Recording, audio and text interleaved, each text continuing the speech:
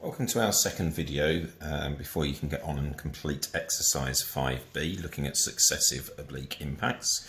So here we're going to look at example 6, where we have two smooth vertical walls standing on a smooth horizontal surface and intersect at an angle of 60 degrees.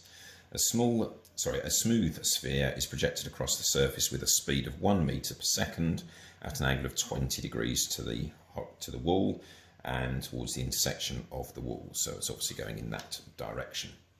And the coefficient of restitution between the sphere and both walls this time is 0.4, so it's the same, unlike our previous example that we looked at in the first video. Work out the speed and direction of the motion of the sphere after the first collision and the second collision. So again, if we look at the first collision here, I've drawn it together this time because it's more important, I think, to see where the angle here is taking effect for our second collision. It's easy to do that when we look at our triangle, I think, in that position. Whereas on the first example, where we had right angles, I think you can split it up a little bit more easily.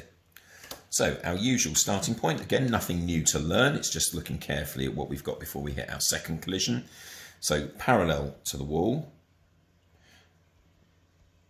So if I just note for the examiners there that is the first collision. So parallel to the wall, I'm going to have, now again, if I just call these A and B, for the sake of argument for the moment, we're going to have that the speed parallel equals the speed afterwards. So A is going to equal cos 20 degrees. Okay, and then perpendicular to the wall, we're going to have that B is going to equal 0.4 sine 20 degrees, because the coefficient of restitution this time is 0.4. Okay, so once we put those together, I can then say, if I call this V1, so V1 is going to be the square root of cos 20 squared plus 0.4 sine 20 all squared. And I can also say that if I call this alpha, then the tan of alpha is going to equal B over A, which is 0.4 sine 20 degrees over the cos of 20 degrees. And when we look at those two values, we have that V1 is going to equal 0.950 to three significant figures, and we have that alpha is going to just be 8.28 degrees, again, to three significant figures. Now, here we have obviously a triangle. Okay, and we know there's 180 degrees for the sum of the three angles of a triangle. So if we've got 60 and then 8 degrees there, then we know that this angle here is going to be 180 minus 68.28 degrees. So that is going to equal 111.72 degrees.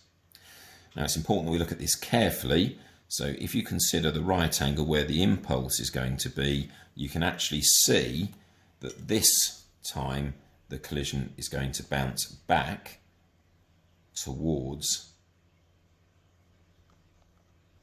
the original wall.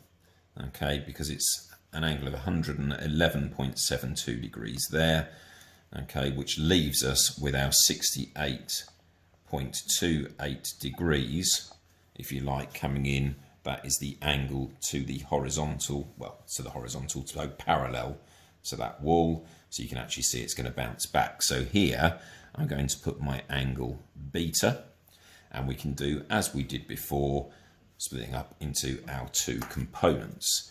So going into the wall here,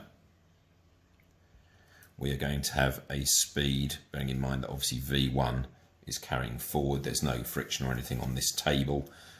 So whatever it leaves there, it's going to be the same as the speed going into the next collision. So that is going to equal V1, which is 0.950, and that's going to be cos of 68.28 degrees. And into the plane in that direction is going to be 0.950 sine 68.28 degrees. So again, if I just call this component here, hopefully you can just see that is C, and then our speed with which it bounces back as D, then we can do the same setup for our second collision.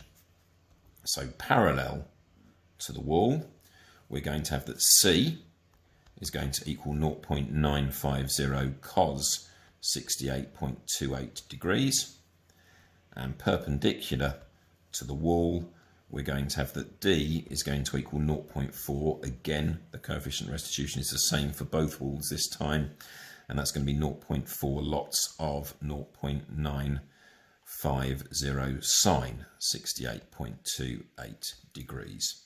So again, when you put those two points together, we have that our value for V2. So when I do the square root of that squared plus that squared is going to give us a value of 0.498 meters per second to 3 significant figures.